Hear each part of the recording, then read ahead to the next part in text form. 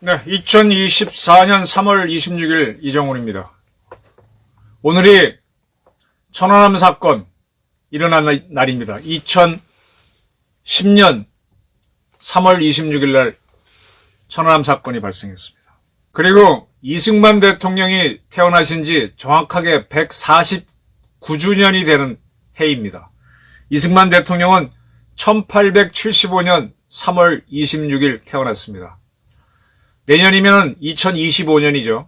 2025년 3월 26일은 이승만 대통령 탄신 150주년입니다. 저는 그날을 맞춰서 광화문 옆 송현동에 계획되고 있는 이승만 기념관이 완공되기를 정말 앙망하는 바입니다. 그리고 오늘은 안중근 의사가 돌아가신 지 정확하게 115주년 되는 날이네요. 1909년 3월 26일 안중근 의사가 여순에서 순국하셨습니다. 제가 안중근 의사 순국일, 이승만 대통령 탄신일, 천안함 사건 발생일을 이야기하는 것은 국제정치를 이야기하기 위해서입니다. 진짜 국제정치는 냉엄합니다. 이승만 대통령이 국제정치에 탁월해서 외교에는 귀신이란 미국을 주물럭주물럭 해서 대한민국을 살려냈죠. 그리고 안중근 의사가 이토 히로부미를 암살했습니다. 사살했습니다. 그리고 나서 일본이 우리를 합병하는 걸로 가게 되죠. 이것도 엄청난 국제정치를, 즉 대한제국이 사라지는 엄청난 국제정치를 초래했습니다. 그리고 천안함 사건, 지금 다 잊으셨겠지만 오늘 서울 시내 걷다 보니까 무슨 행진이 있더라고요. 천안함 기리는 행사를 하는 건데, 지금 천안함 가지고 온갖 비방을 하고 거짓을 떨던 자들이 민주당에서 몇 명이 국회의원 선거에 나섰습니다. 민주당은 5.18에 대해서 비난하는 사람들을 처벌하는 그런 법률을 만들었죠. 저는요, 천안함 사건 가지고 허위사실을 퍼뜨리는 자들은 어떠한 공직에도 출마할 수 없고 처벌하자는 법을 만들고자 요청하는 바입니다. 이렇게 사건이 일어나면은, 특히 전쟁에 연루된 사건이 일어나면 국제정치와 국내정치는 요동을 칩니다. 자, 이런 면에서 제가 오늘 국제정치, 피도 눈물도 없는 국제정치를 말씀드리겠다고 그랬습니다. 왜 그러느냐? 우리나라 시간으로는 3월 26일이지만 미국 시간으로는 3월 25일 유엔이 뉴욕에 있죠. 유엔 안전보장이사회가 지금 이스라엘하고 하마스하고 전투를 하고 있습니다. 이스라엘이 굉장히 밀어붙이고 있죠. 이 유엔 안보리, 거기에는 P5라고 그래서 퍼머넌트 5, 즉 상임 이사국, 2차 대전 승전 5대 연합국, 미국, 영국, 프랑스, 중국, 러시아, 거부권을 가진 나라가 있고, 그 다음에 elected 10, elect는 선거하다, 선출하다, 선출된 10나라. 네. 상임 이사국은 유엔이 없어질 때까지 계속 이사국으로 있는 나라고, elected 10은 10나라인데 선출이 됩니다. 제가 임기는 몇 년인지 지금 못 찾아봤는데 10개 나라가 선출됩니다. 퍼머넌트 하지 않죠. 이 나라는 거부권이 없어요. 이렇게 15개 나라로 구성된 안보리에서 뭔가를 결정할 때는 아까 P5 상임이사국은 거부권, 그들은 반대하면 안 돼요. 그들이 찬성하는 조건 하에서 15개 나라 중에서 과반이라 그러면은 8개 나라가 되죠. 그죠? 7개 나라가 찬성하면 곱하기 2하면 14지만은 8개 나라가 하면 16이니까 과반은 8개 나라가 찬성하면 되는데, 여기는 9개 나라, 즉 과반은 약간 넘기는 찬성이 있으면 가결이 됩니다.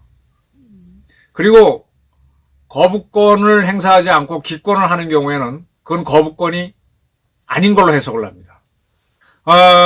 유엔 안보리에서 elected 10, 이 10 나라들이 공동으로 이스라엘과 하마스 전쟁을 즉각 휴전을 촉구한다라는 내용이 들어간, 그리고 그 휴전은 항구적이고 지속 가능한 휴전이 될 수 있는 그런 휴전을 즉각 하라고 촉구하는 결의안을 선출된 열나라 공동으로 냈는데 미국은 기권하고 나머지 네 나라는 거부권을 행사하지 않아서 이 휴전 촉구안이죠. 통과됐습니다.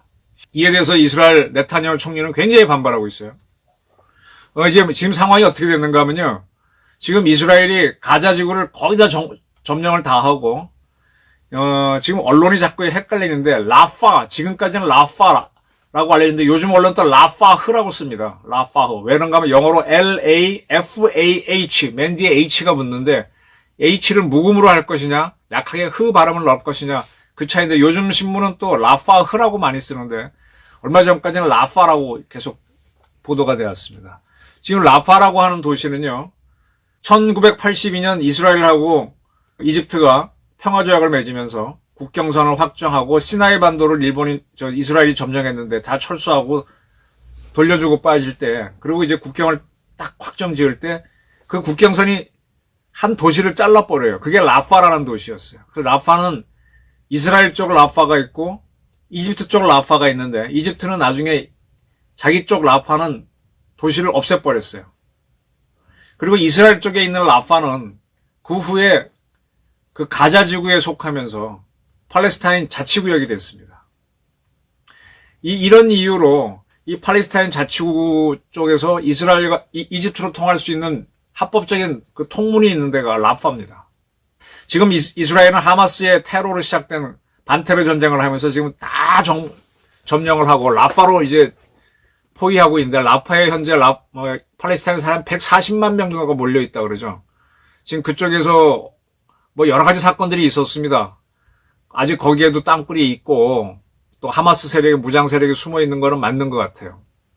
이스라엘은 이러한 라파를 공격해서 하마스를 완전히 박멸하겠다는 건데, 이렇게 되면은 민간인은 어떻게 하느냐. 지금까지 이스라엘이 공격을 하면서는 민간인들은 빠져라. 휴대폰으로, 팔레스타인 사람 휴대폰으로 언제 어디를 때리니 빠지세요. 심리전을 쭉 하면서 이렇게 민간인은 대피하게끔 한 다음에 하마스 시설을 공격했는데, 지금 라파는 마지막 나온 지역이라서 그게 상당히 어렵고 민간인 희생이 예상이 됩니다. 그거는 누가 봐도 할 수 있는 건데, 거기를 치겠다라고 하니까 유엔 안보리가 하지 말라라는 뜻으로 즉각 휴전을 촉구하는 결의안을 채택한 겁니다. 제가 이걸 말씀드리는 거는요, 뉴욕 시간으로 3월 25일 이렇게 결의안이 통과됐는데, 불과 3일 전인 3월 22일, 그때는 미국이 결의안을 냈어요. 내용은 거의 비슷해요. 즉각적이고 지속적인 휴전을 촉구한다. 내용은 거의 비슷해요. 휴전은 반드시 해야 한다. 반드시란 단어를 영어로는 imperative는 그냥 그야말로 반드시 꼭 그런 뜻인데, 반드시 해야 하는 휴전을 촉구한다는 내용이 들어가 있었어요. 3월 20일 미국이 그러한 결의안을 냈는데 중국과 러시아가 거부권을 행사했어요. 그리고 또 한 나라가 반대를 했습니다. E10 중에 한 나라가. 그리고 또 한 나라가 기권을 했습니다. 찬성은 11개국이 나왔지만은 결정적으로 중국과 러시아가 거부권을 행사했기 때문에 이건 통과가 안 됐습니다. 근데 지금 거는 거의 내용이 같은데, 거의 같아요. 그런데 미국이 제출한 게 아니라 E10 중에 한 나라가 대한민국입니다. 하니까 미국은 오히려 기권하고 중국과 러시아가 찬성을 함으로 해서 통과돼 버렸습니다. 그럼 3월 22일 이 거부권을 행사할 때 러시아 측은 뭐라 그랬는가 하면은, 미국이 낸 결의안은 아주 정치화되어 있다. 이스라엘이 군사작전 수위를 올리는데 청신환을 주고 있다. 이런 소리를 했어요. 근데 거의 같은 내용인데 미국이 아닌 E10 국가들이 연합으로 내니까 중국과 러시아는 찬성했어요. 러시아가 찬성했어요. 이거 왜 그러지? 네. 자, 3월 22일에 주목하십시오. 미국 시간입니다. 이 세계 시간은 영국의 그리니치 천문대를 지나는 시간이 이제 세계 표준시죠. 그리고 쭉 하게 되면 여기 날짜 변경선이 태평양에 있죠. 날짜 변경선부터 새로운 날이 시작됩니다. 그래서 처음에 이제 거기 뭡니까? 태평양에 조금 있는 섬들이 있다가 일본, 한국이 먼저 시작하고 중국이 시작하고 그다음에 베트남, 인도 이렇게 유럽이 쭉 가죠. 우리가 먼저 3월 22일을 시작하고 그다음에 유럽, 마지막으로 미국입니다. 미국의 3월 22일 날 이 중국과 러시아의 거부권 행사로 미국이 제출한 이스라엘 하마스 휴전안은 부결됐습니다. 그런데 바로 그날 모스크바에서 초대형 테러가 일어났습니다. 지금 세상 시끄러운 바로 그겁니다. 그 테러가 일어났는데 이거는 ISK가 했다라고 주장을 했고 미국도 IS가 했다라고 하는데 지금 푸틴은 우크라이나가 했다 그래서 우크라이나에 대한 공격을 강화하고 있어요. 이게 큰 사건입니다. 그러니까 유엔에서 러시아, 중국의 반대로 미국이 제출한 휴전안이 부결된 후 러시아는 바로 이 테러를 당했습니다. 그리고 3일이 지나니까 러시아하고 중국이 휴전안에 찬성을 하는 일이 벌어졌어요. 이게 왜 이러지? 러시아가 테러를 당해서 그래서 이스라엘과 하마스 전쟁을 중지시키는 쪽으로 돌아섰나? 네, 그렇게 볼 수 있습니다. 그런데요, 또 이상한 거는 작년입니다. 2023년 12월 8일 그때는 그 E10 중에 한 나라가 우리나라가 원자력 발전소 수출한 UAE입니다. UAE가 이스라엘과 하마스 간의 전쟁을 중지시키자라는 휴전 결의안을 냈는데 이때는 미국이 거부권을 행사했습니다. 이때는 미국이 거부권을 행사했어요. 이때만 해도 유엔에서는 계속 휴전을 시키자는 주장이 많았는데 미국이 반대해서 그랬고요. 또 그 앞에도 두 번 더 이런 휴전안이 올라왔습니다. 알제리가 주로 올렸죠. 알제리라는 나라가. 근데 그때는 미국이 연속해서 3번을 거부권을 행사했습니다. 그리고 올해 3월 22일에는 중국과 러시아가 미국이 또 휴전하자 그랬는데 중국과 러시아 거부권을 행사했고 3월 25일에는 E10 나라가 연합으로 낸 거를 미국은 기권해주고 중국과 러시아가 찬성해서 휴전 결의 촉구안, 휴전 하나는 강제안이 아니라 촉구안이지만 통과가 됐습니다. 제가 드리는 말씀은 도대체 왜 미국은 옛날에 거부하다가 또 찬성으로 가고 미국이 찬성하니까 또 중국과 러시아는 반대로 거부하다가 같이 이렇게 갔냐 이거죠. 이걸 풀어야 돼. 이게 도대체 이해가 안 됩니다. 이스라엘 입장에서는 라파를 완전히 정리해야만 하마스 세력이 없어지니까 자기네가 의지를 불태우는 건 알겠는데 미국이 왜 왔다 갔다 하느냐. 이거 설명할 수 있습니까? 그리고 중국과 러시아는 왜 왔다 갔다 하는가. 러시아는 3월 22일 초대형 테러를 당해서 그럴 수도 있다 하지만 중국은 아직 뭐 그런 거 없지 않습니까? 저는 이 부분이 자신 있게 설명을 못 하겠어요. 설명하지 못하겠어요. 이게 국제 정치입니다.